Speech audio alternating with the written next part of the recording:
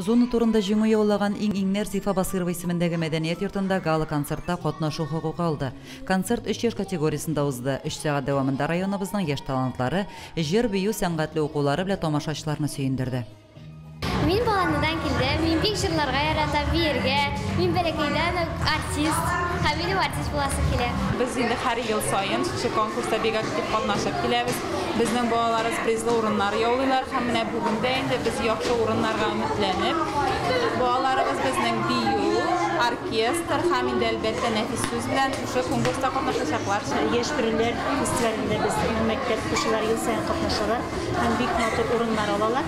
Менә бу елда да катнашып безнең 3нче сыйныф укучыбыз Рәмидә шушы концертка һәм Рәмидәгә инде шушы концертка зур тамаша телибез.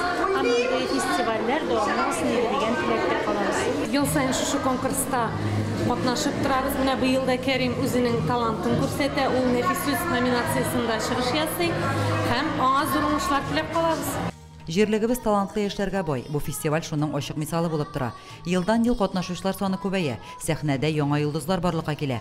Быелгы фестивальдә балалар бакчалары аеруча актив булды. Шаян-шук егет-кызларны туплап, биюгә, җырга өйрәткән остазлар чын мәгънәсендә үзләренең талантларын ачып бирә алдылар. Балалар бу конкурсны көтеп алалар. Сайын күз оенланып әзерләнә башлыйлар. Быелгы сыйныф елында инде безнең ике ансамбль үтте. Гала концертта Безнең җитәкчебез Лилия Рафисовна, без Корайда уйнарга яратабыз. Беренче урыннарда калып барганда нык матур Лилия Рафисовнага да рәхмәт. Шундый матур итеп безне өйрәттеләр. Бик зур рәхмәт аңа, бүләкләр дә бирделәр. Без янына бөтен беренче генә алып торабыз. Bu konkursta уже 5-нче тапкыр катнашуым. Миңа бу конкурс бик ошый һәм тагын да катнашасы килә.